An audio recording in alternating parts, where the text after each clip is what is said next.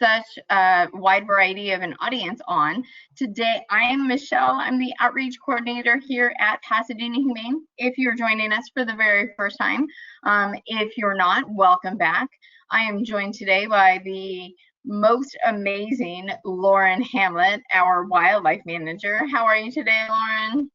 Hi, I'm great. Good to see you. Thanks for coming, everyone. So I know that we're going to talk about one of your most favorite subjects today, the coyotes. Oh yeah. So, and living in Arcadia for a very long time, I've had quite a few run-ins with peafowl. Yep. So. And all over the foothill communities nowadays. Yeah, they're not just in Arcadia anymore. That's true. So, for those of you that are joining us for the very first time today, I'm going to go over some webinar reminders with you. Give me just one moment. All right, so reminder, this is an audio-visual presentation, so even though you can see and hear us, we cannot see nor hear you. With that in mind, please use the question box on the right-hand side of your screen to ask any questions. We will get to them at the end of the presentation. Lauren may have some information that answers your question throughout our time together today. Okay. As I had mentioned before, we are talking about coexisting with coyotes and peafowl. Next month, we're going to be talking about enrichment with your critters. So if you have guinea pigs or rabbits, please join us as we talk with our behaviorist, Quinn. And then in October, we're going to be talking about pet emergency preparedness with Caramel Mims from Pet Porter Pals. This webinar is being recorded. So if at any time you've got to leave the room or you miss it or you want to just go back and watch it, it's going to be sent to you tomorrow afternoon. And if you enjoy this webinar as much as we enjoy giving it to you, you can go ahead and click on this link to make an impact with a donation to our shelter animals. And I'll go ahead and put that link in the chat box as well, so you have easier access to it. And without further ado, take it away, Lauren.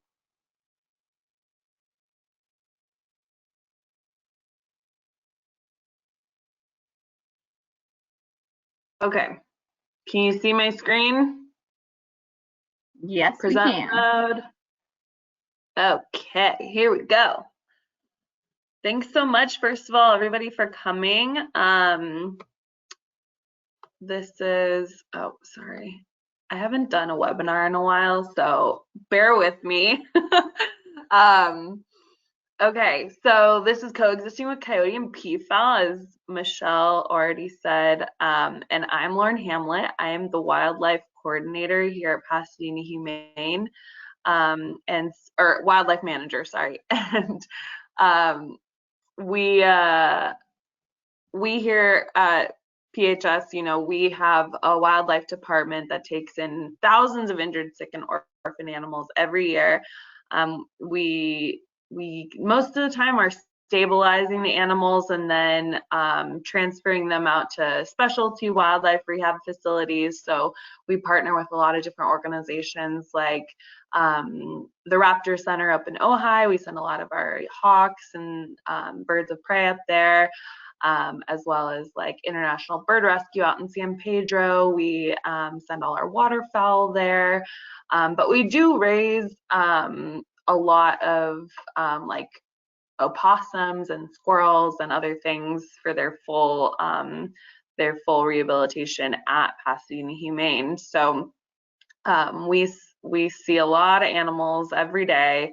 And we also have our wildlife helpline number, which I hope you guys are familiar with. If not, go ahead and take out your phone right now and put this number in your phone. And that's on your screen at the bottom there. It's 626-344-1129. And our staff is monitoring that phone from 9 a.m. to 5 p.m. Those are our intake hours. So if you have an animal that you're concerned about, or even if you just have questions about, what's normal wildlife behavior, or if you have a skunk under your house and you don't know how to get it out, you can text that number or call that number. We do prefer that you text. You'll probably get a quicker response that way. And if you could send a photo of the animal as well as a brief description and where you're located, that's going to help speed that process along as well. So we've really vamped up the wildlife helpline, and that's been a big part of our department this past year and a half-ish. So let's just jump into urban wildlife here. So today we're going to talk about mainly peafowl and coyotes, but I want you to think about what other wild animals you're seeing in your backyards usually. Urban wildlife is any wildlife that has adapted well to our urban environment. So that can even be some bears who have adapted really well.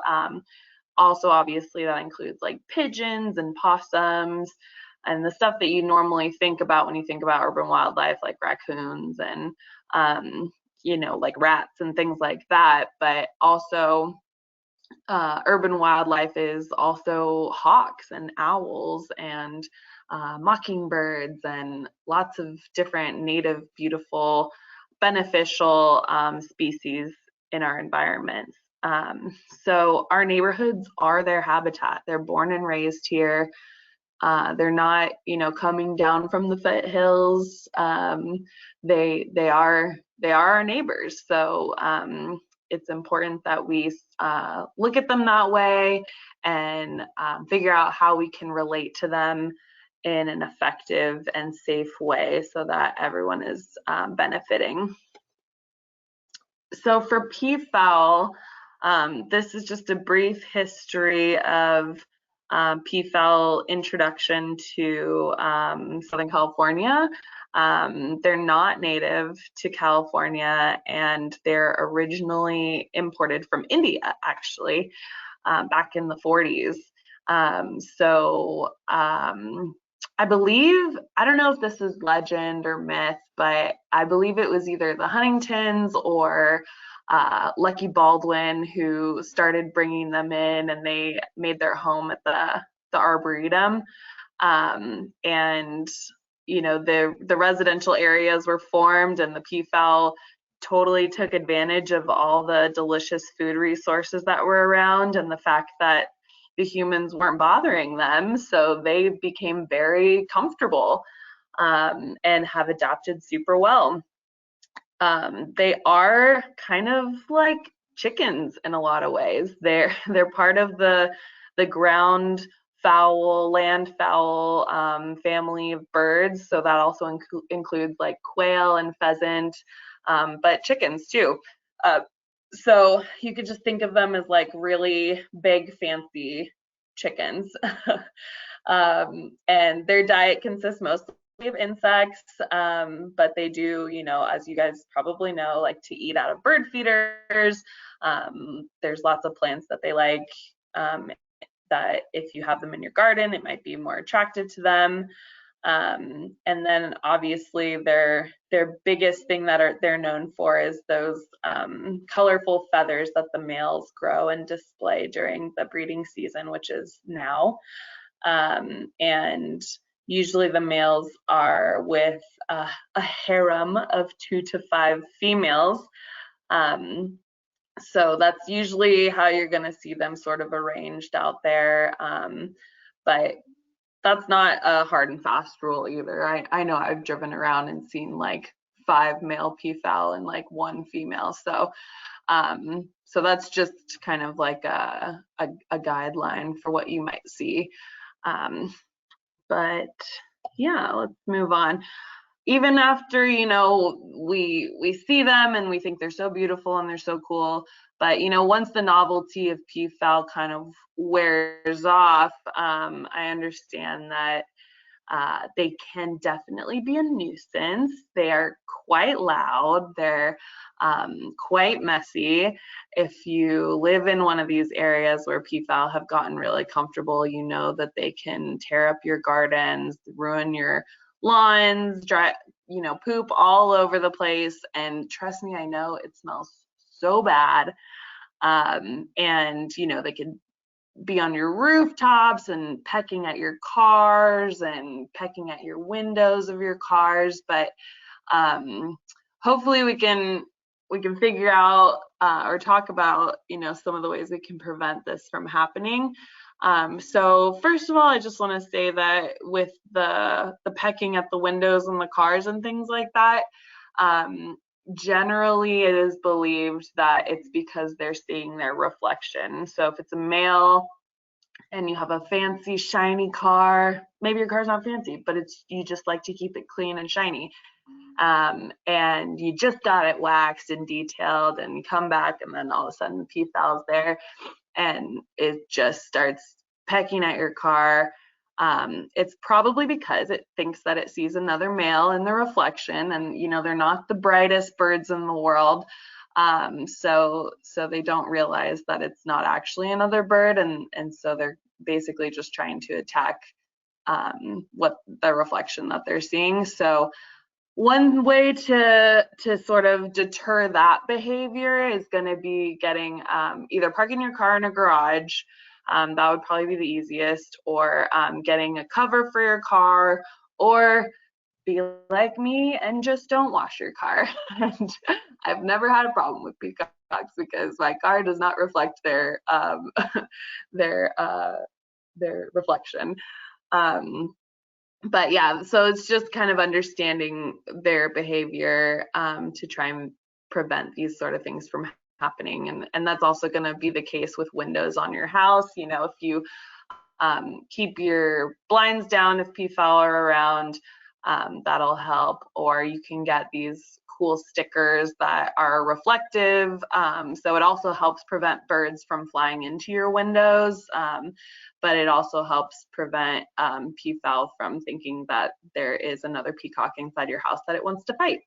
And then also we definitely want to talk about compost. We think compost is great, right? So I do definitely want to encourage everybody to participate in some composting programs, but if you do have an open compost in your yard, just know that that is going to attract lots of different wildlife, and you might have some neighbors who are not happy with that. So investing in a closed compost system, or signing up for things like I believe it's called Soil Share, or LA Compost,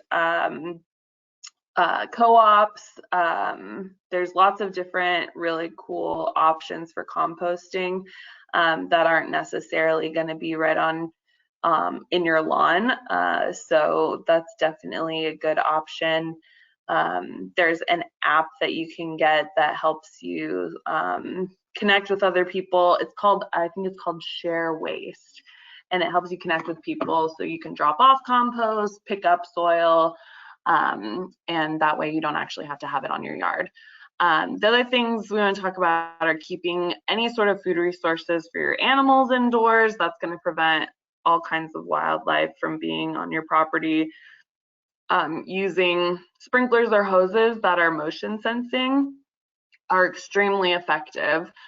Peafowl do not really love the water. They definitely don't like getting squirt with water. So if you're out there and you see peacocks, feel free to just give them a little squirt with your hose. It's not going to hurt them, and it's going to remind them to not be so comfortable around you and your property. And then there's also, like I said, the motion sensing sprinklers that are really effective. So you just want to make sure that you only turn them on when there aren't people, running through your yard. So that way you don't squirt people, you're just squirting the animals. And then landscaping your yard with plants that peafowl don't like. And we're going to share a list of those here. So feel free to Lauren, take a screen. I'm going to throw a poll question up first. Great. about Go for it. what does the audience think are some plants that peafowl do not enjoy? Okay. So I went back so that you can't see it. So take a guess. so the poll is up on your screen. We've got azalea and cactus, birds of paradise, hibiscus and jade, camellia and marigold.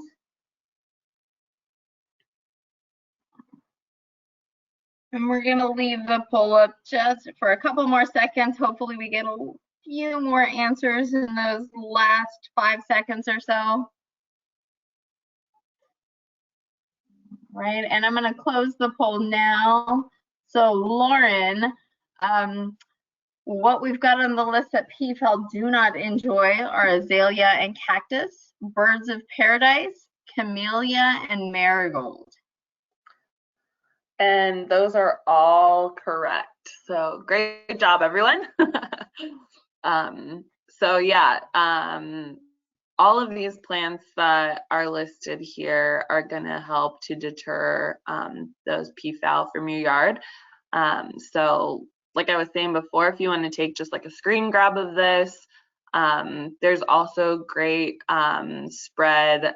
I think it's a downloadable PDF that we have in the handouts section. You guys can click on that and download it, and it has all of these listed. And also, I believe the city of Arcadia has a whole page dedicated to this on their website as well.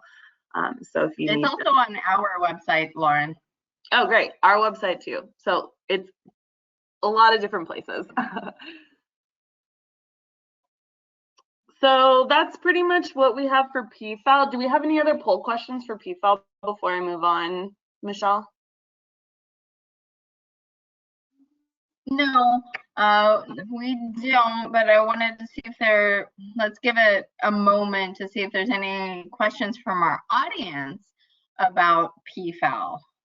Okay. So, like I had mentioned at the top of the presentation, I lived in Arcadia for a very long time, and I would actually see them early in the morning, walking themselves around, just in the neighborhoods and perching up on people's roofs. So is it a myth that peafowl can fly? They can fly, but like I said before, they're kind of like chickens. They're related to chickens and other land fowl. So they don't fly super long distances, and they tend to like to perch on like lower branches of trees and on people's roofs and things. So they can fly, just not, they're not going to be migrating across the country or anything like that anytime soon. All right, and then Lauren, what would you suggest if a peafowl were hit by a car? Like, what would someone do in that case? Definitely text or call our wildlife helpline, that number at the very beginning that I gave you guys. So anytime you have injured, sick, orphaned wildlife, give us a call. And if it's been hit by a car and if it's in one of our service cities, then we'll likely send out an officer to come pick it up and bring it back to us, and we can make an assessment, have our vets look at it and see if it's something that we can try and save and put back out. But a lot of times if peafowl are hit by cars, it's they're in pretty bad shape, so we just a lot of times we'll just humanely euthanize, so that way they're not suffering. But great question. All right, thanks. And I've put both the wildlife helpline and the hours in the chat box, as well as the number for our dispatch if you're trying to call us in regards to, accidentally hitting a peacock while driving outside of the wildlife windows. Right, yeah, for that scenario, you can call dispatch, but anything that's like not super urgent, you could still text the helpline after hours. Even you'll just have to wait until the next day, because dispatch generally isn't going to be making decisions about admission for wildlife unless it's like very obviously something that's injured, such as, you know, being hit by a car. So thanks for that, Michelle. And any other questions before we move on? Yeah, so all of the flowers or the plants that are on that list, is it a 100% deterrent, or is it just a likely deterrent, and there's a small percentage of peafowl that may, you know, try and consume those plants? Yeah, so nothing's going to be 100%, and because every individual animal is going to be a little bit different.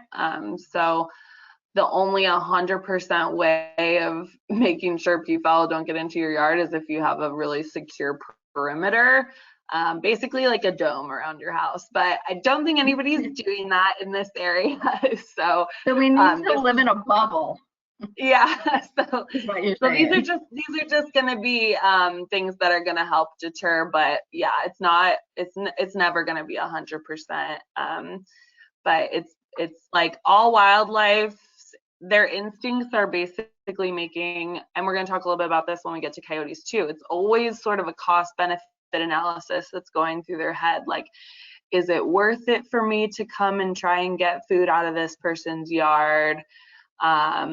Are the costs greater than the benefits, or are the benefits greater than the cost? And so they're kind of just weighing their options at all times. So if your yard is just full of these plants that they're not interested in, they're probably going to move on somewhere else where there are food resources. So that's the thing. It's not like they see a marigold and they're like, oh no, I'm scared, I'm going to run away. That's not kind of how it works. It's more just like, these plants don't provide the food resources that peafowl generally are attracted to, and they might even have some deterrent qualities as far as, like, you know, they don't taste good or smell good, or things like that. Oh, all right. Well, thank you so much, and let's go ahead and talk about those coyotes. Great. Okay. Time to shift gears. So we're going to do a pop quiz right now. Michelle's going to throw up another poll. I want to know what you guys think. How big are coyotes when fully grown? And if you've ever talked to me on the phone or emailed me or been to one of my webinars before, hopefully you already know the answer to this. But your question, or your options are 10 to 25 pounds, 20 to 35 pounds, 30 to 45 pounds, or 40 to 55 pounds. What's it looking like, Michelle?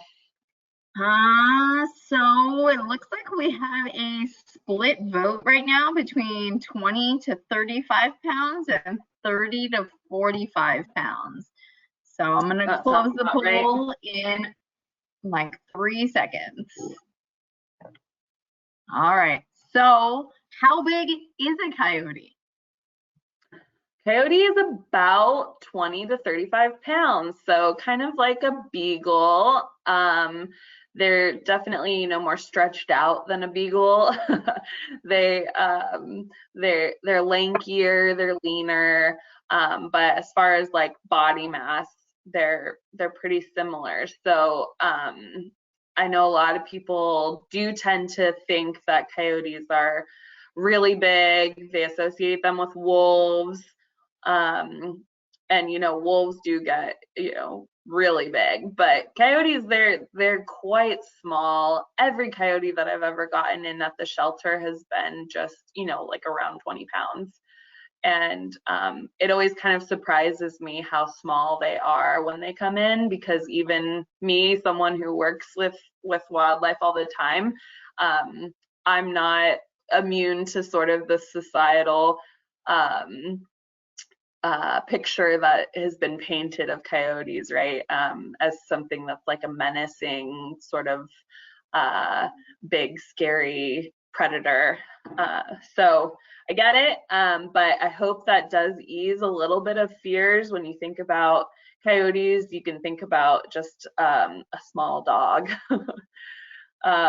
So we're going to move on to talk about what is bringing the coyotes into our neighborhoods. So like I talked about before, right, the coyotes aren't coming down from the mountains. They live and are born in our neighborhoods, but the reason that they're thriving in our neighborhoods is because of these resources. So here we just have a couple of examples of what's bringing them in.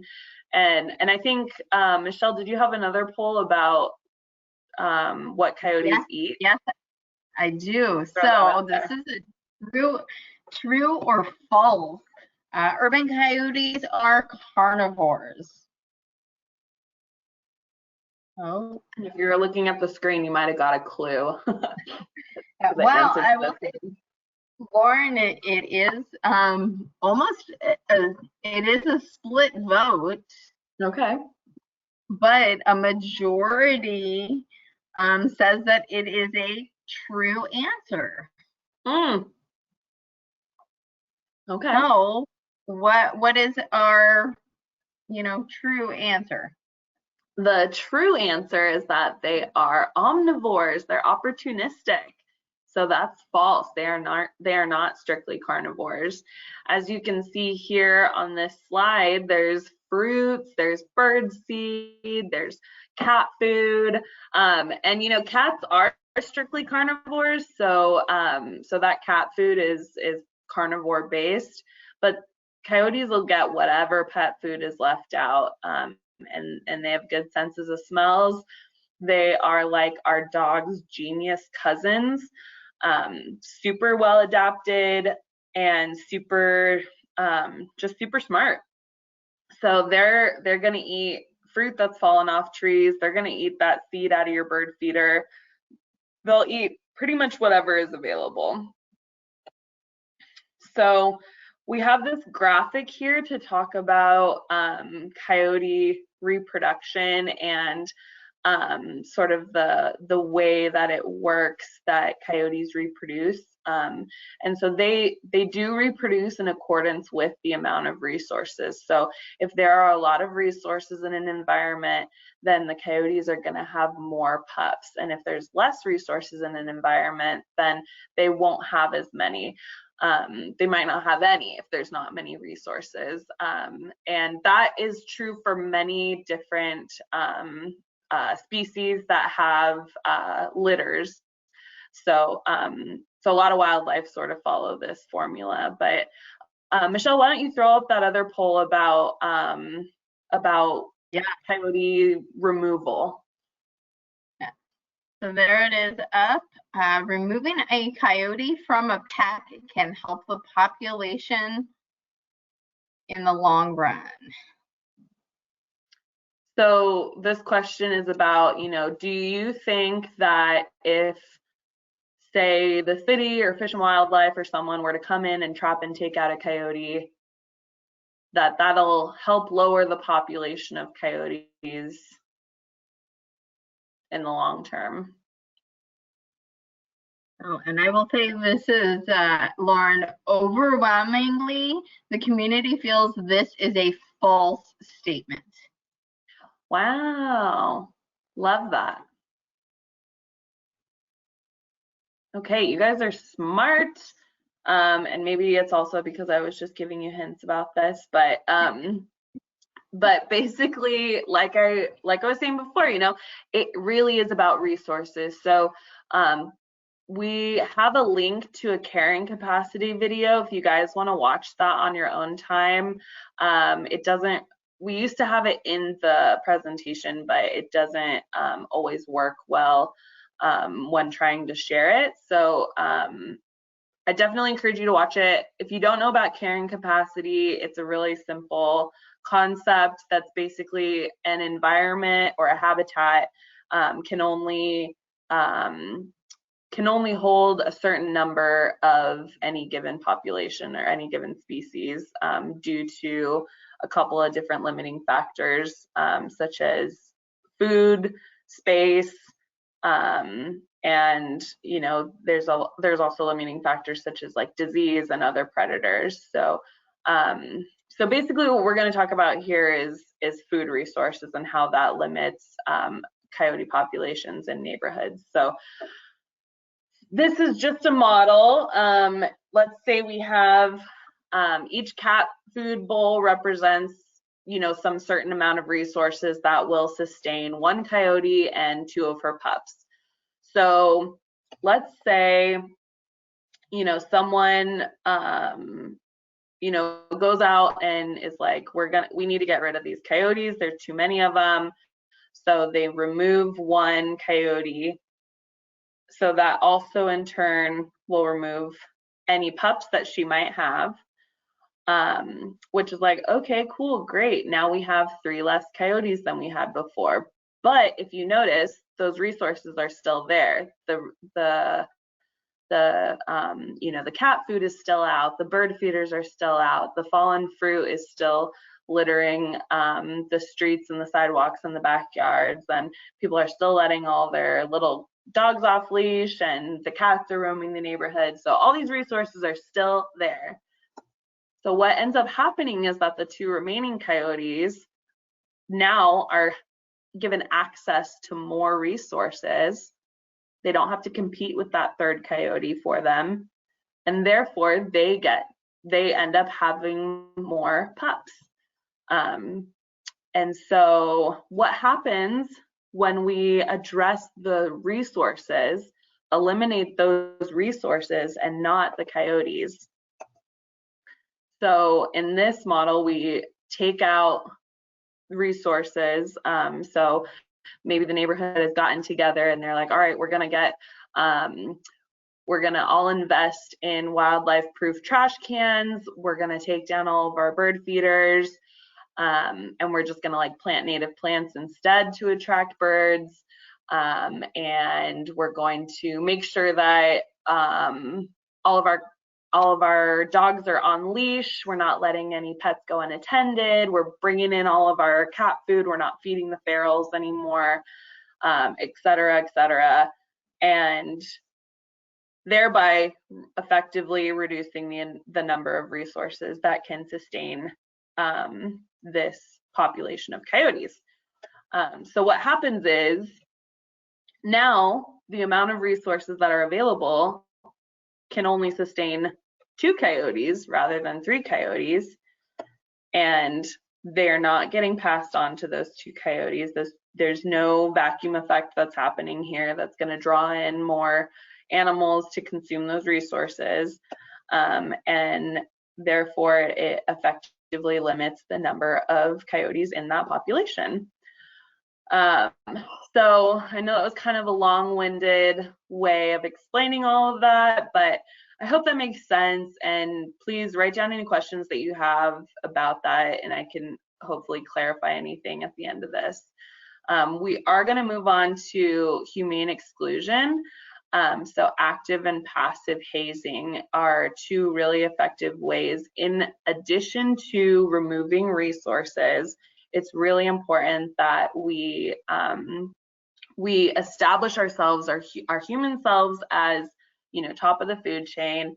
And because humans have eradicated, you know, brown bears and wolves from California, there really aren't any other predators that are keeping the coyote species and even the black bear species sort of in check. So that's why that's one of the reasons why they're starting to feel very comfortable in the human environment, because humans are afraid of them. And so what hazing does is passive hazing makes it uncomfortable for the animals to be on any given property.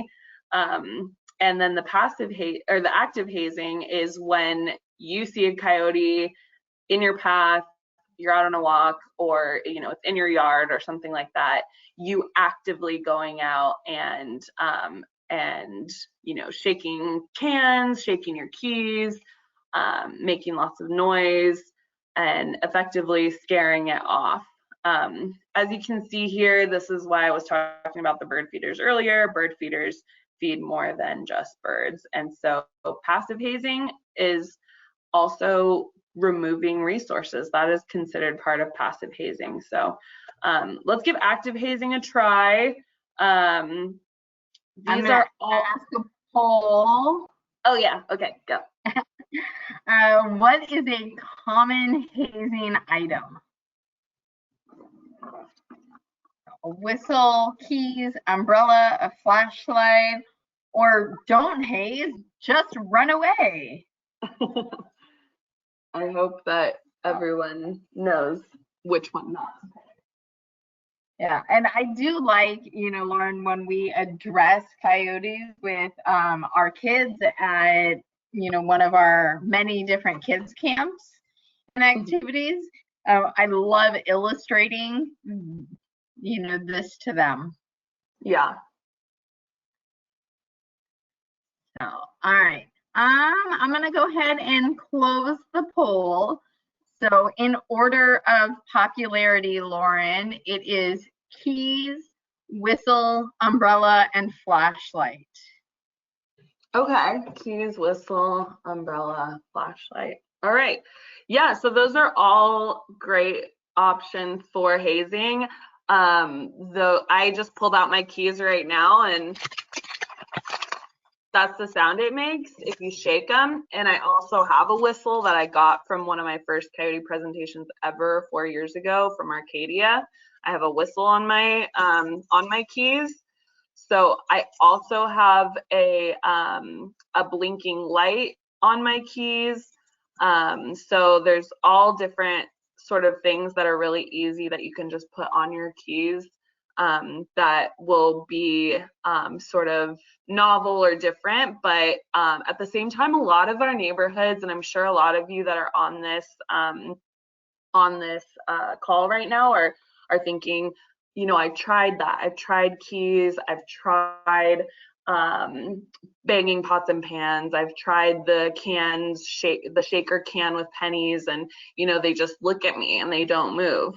And that's actually pretty normal for coyotes. That's normal coyote behavior.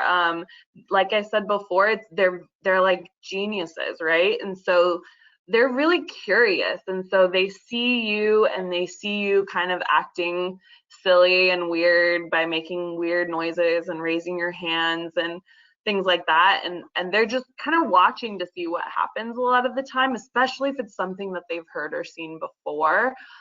So it's really important that we always are elevating our hazing, and we're always hazing until the animal leaves the area. So if you just shake your keys once and they don't move, they just look at you, then you give up and go inside. That's just going to reinforce this idea that like the coyotes aren't afraid of us because there's nothing to be afraid of. So what needs to happen? Lauren, can I ask you a quick question? Yeah. Should you haze if you have pets or kids with you? Oh yeah, absolutely, 100%. You should you should bring them in close to you, obviously. If you can pick up your kid and your pet, that's even better because it makes you kind of look like a monster. And definitely always, I always tell people, like, teach your kids how to haze coyotes at a very young age.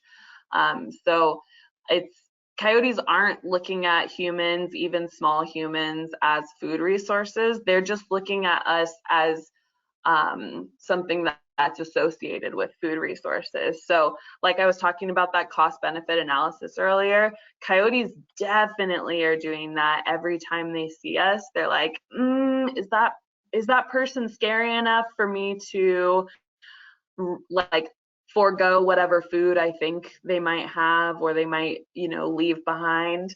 Because if they're not scary enough, then I'm just gonna wait here and watch and not go away because they're not that scary.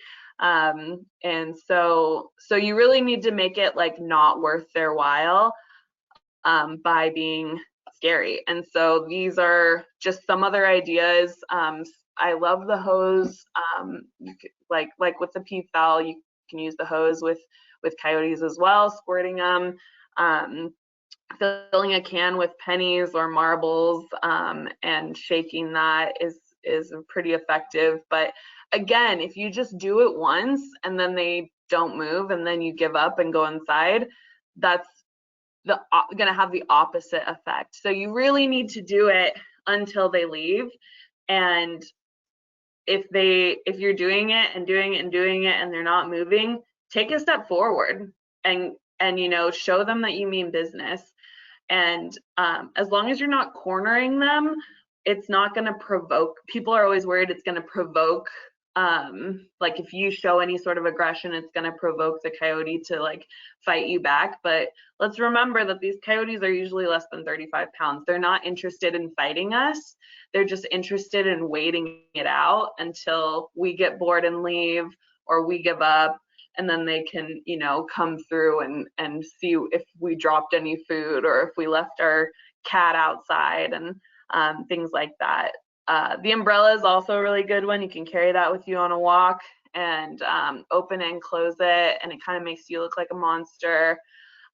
Shining a flashlight in their face is good. Always like hold eye contact with the coyote and just be really aggressive. You know, and yell at it and just do kind of whatever, you know, whatever empowers you to feel like, you know, I'm the top of the food chain. I'm the predator species here. So that could be even if you have your keys and you're shaking your keys and it's not working, throw your keys at them, you know, pick up some sticks or rocks, throw it at them. And that's going to be much more effective, especially to the ones that are you know, they've already heard all of this before, and so they're like over it, right? So let's talk about our pet safety for a second here too. You know, how do we keep our pets safe? Number one thing is going to be a leash. We do not encourage the use of retractable leashes.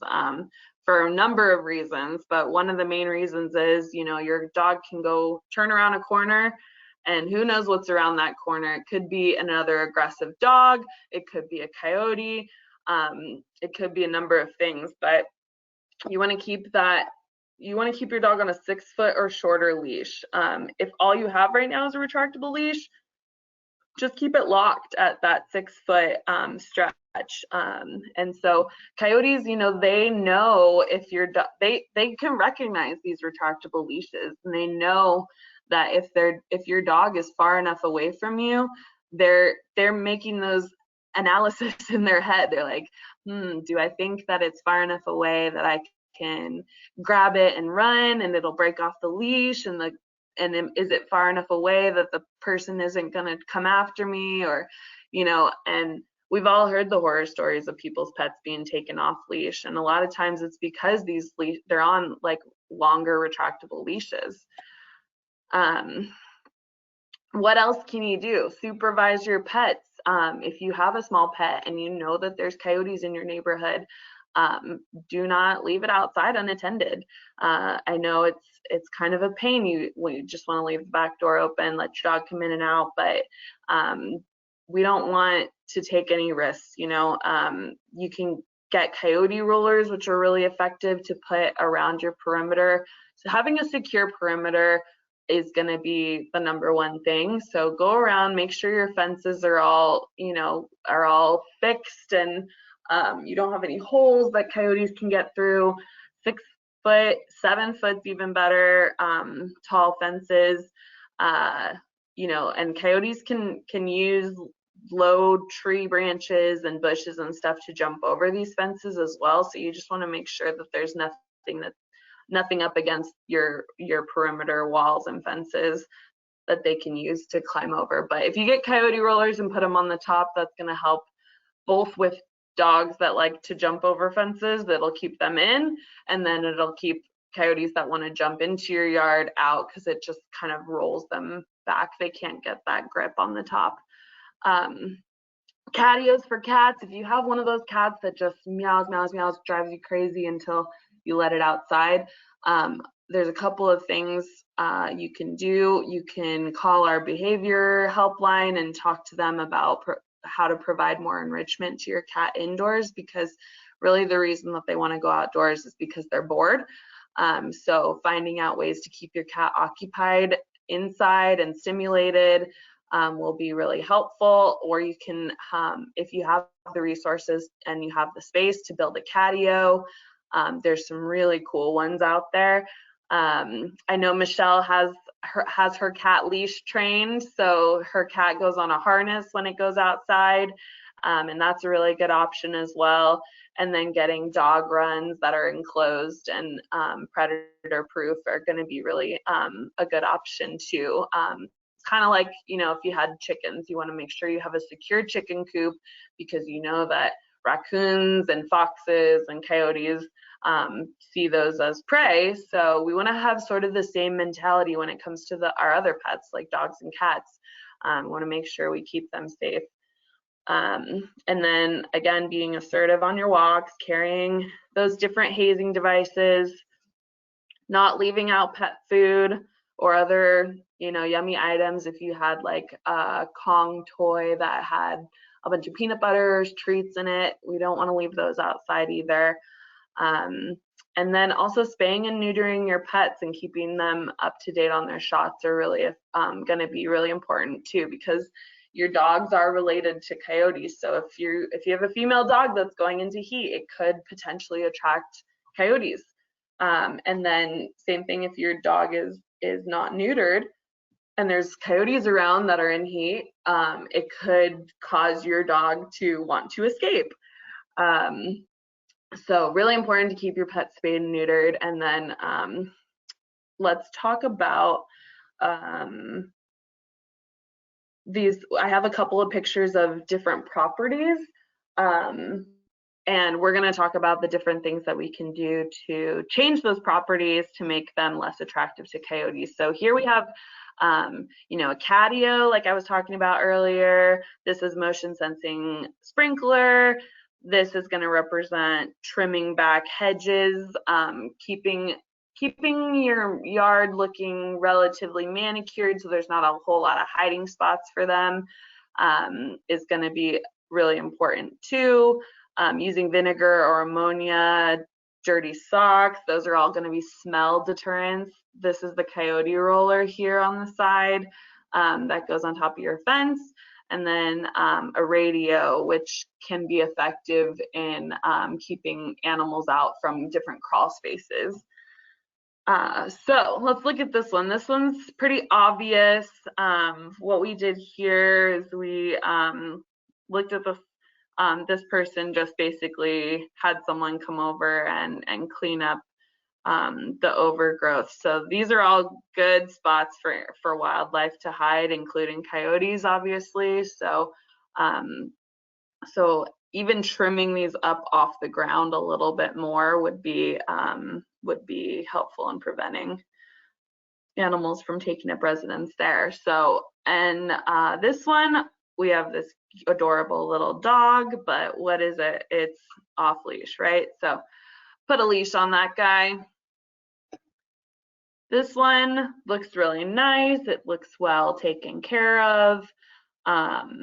But we do have this water source here. So especially in our Southern California and well, all the West Coast really right now, water is a really valuable resource. And a lot of people are like, well, you should leave water out for wildlife, you know, that are escaping from the fires and things like that. We don't actually recommend that because we don't want the unintended consequence of wildlife becoming dependent on humans for these resources and then feeling more comfortable in human dominated spaces. So if this, for this example, I would just recommend making sure that there is a secure perimeter around here if you do want to have stuff like a little fountain and things, because otherwise that's going to bring in a lot of wildlife. Here we have a bear that has found the bird feeder. So just another example of why we don't love bird feeders. Not to mention that usually the seeds that people put in bird feeders are just basically junk food, and there are a lot of seeds of non-native plants. So what happens when a bird eats all these seeds?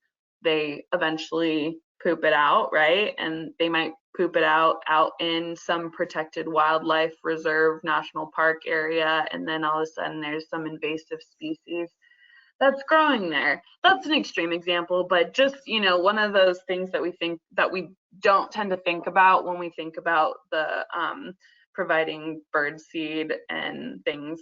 So the best thing to do, really, if you want to have lots of beautiful native birds coming to your yard, is to plant lots of beautiful native plants that are pollinator plants. And if you have more questions about that, please email me and I can give you some great resources.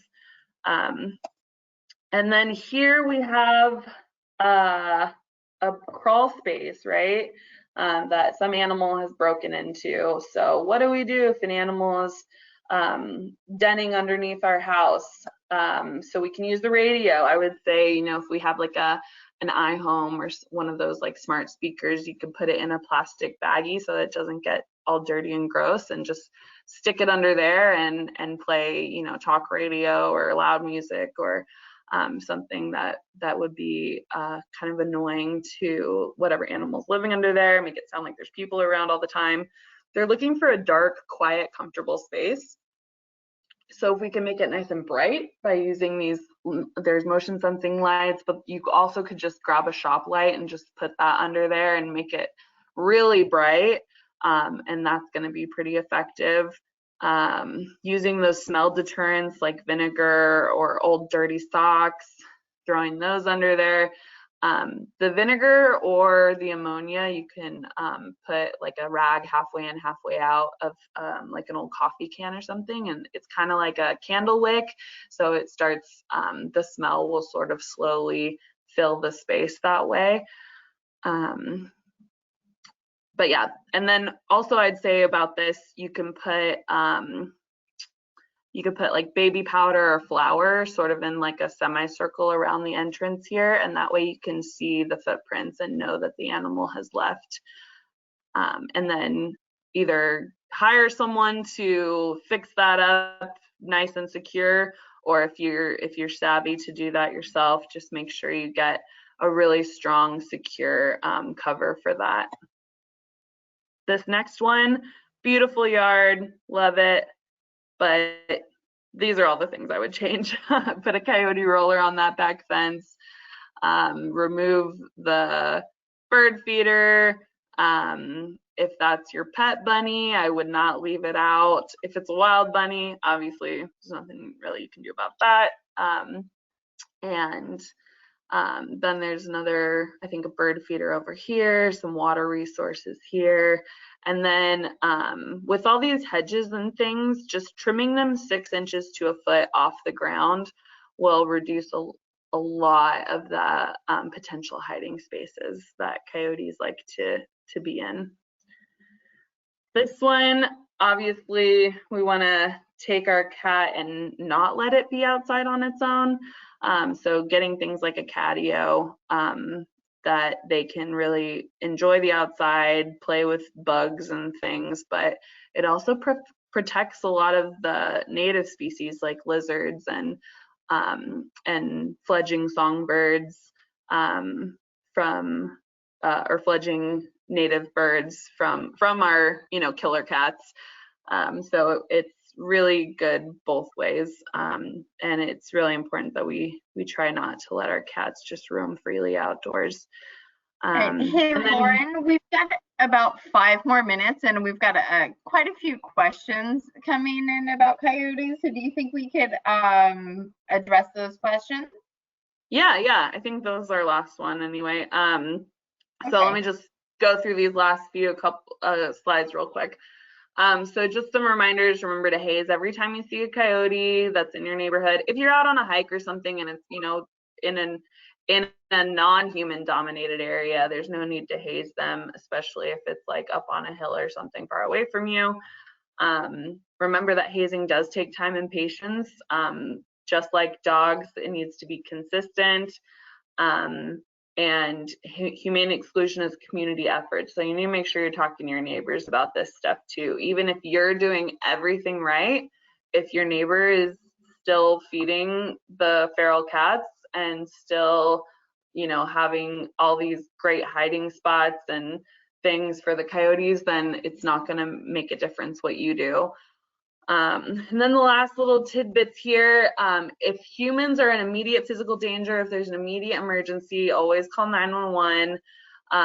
There's our wildlife helpline number again, that 626-344-1129. Put that in your phone. wildlife@pasadenahumane.org is the best email address if you have questions about wildlife, including coyotes. I will respond to you within usually a couple of days.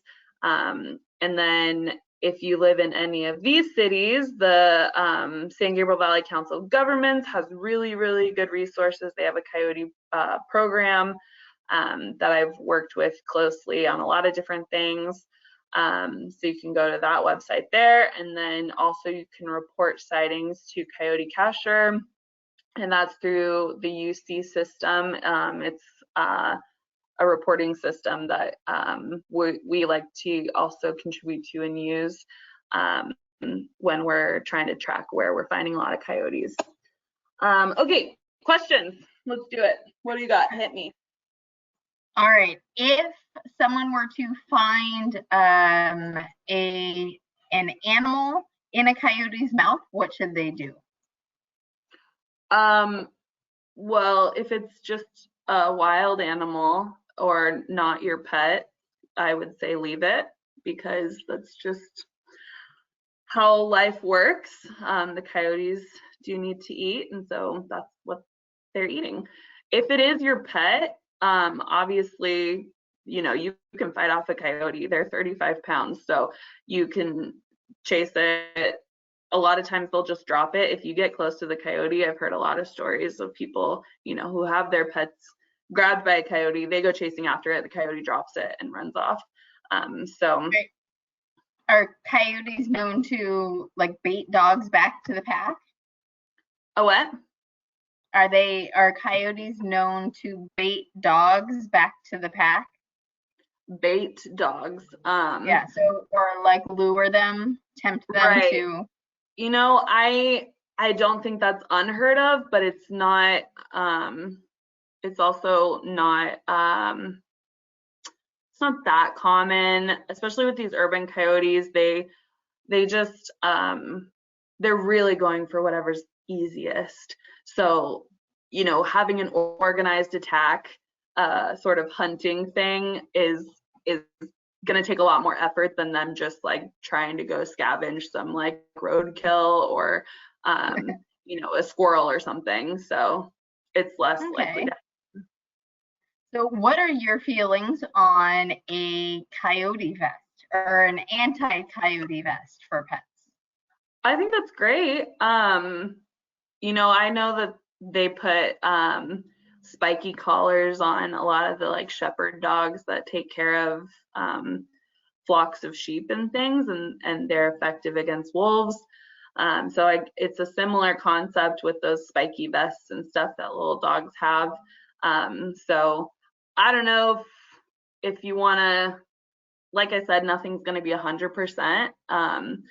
I'm not going to make any guarantees that it's going to 100% protect your pet, but better than nothing. If you're leaving your pet outside unattended, definitely better than nothing. Yeah. And then last question, switching gears back to peafowl, where do they nest? I know you said they perch on like low branches, and I've seen them on roofs, but like where do they sleep at night with the mamas and the babies? Yeah. They'll sleep in those low branches and on roofs and stuff. I believe they're ground nesters, but don't quote me on that. But the babies, when they're born, they're what's called precocious animals. So the babies are born and they're up and walking and eating on their own, like a lot of the ground land fowl species. So they're usually on the ground with their babies. The nests are you know, often in bushes. I get calls from people all the time with little nests in bushes out in front of their house. And if you don't want those baby peafowl, you can just take those nests out and throw the eggs away, and that's totally perfectly fine and considered humane. It's, you know, it's not hurting the any potential babies in the eggs. And so that'll just prevent, you know, they're not native species, so that's part of the thing. It's like they don't really have any legal protections in that way. So I mean, I think that that's perfectly fine. If people don't want a nest, they're more than allowed to move it or to just throw them away. So, all right, well, thank you so much, Lauren, for sharing all of this information with us. You know, one of my recommendations that Lauren mentioned is I've got my cat trained on a leash, and he likes to go for walks, but we always keep him close to us for that reason when we go out. I do want to say thank you to the community for joining us. If you have any other questions, you can email them to wildlife@pasadenahumane.org. And when the video goes out tomorrow, we'll also include the phone number for the Wildlife Helpline. Great, thanks.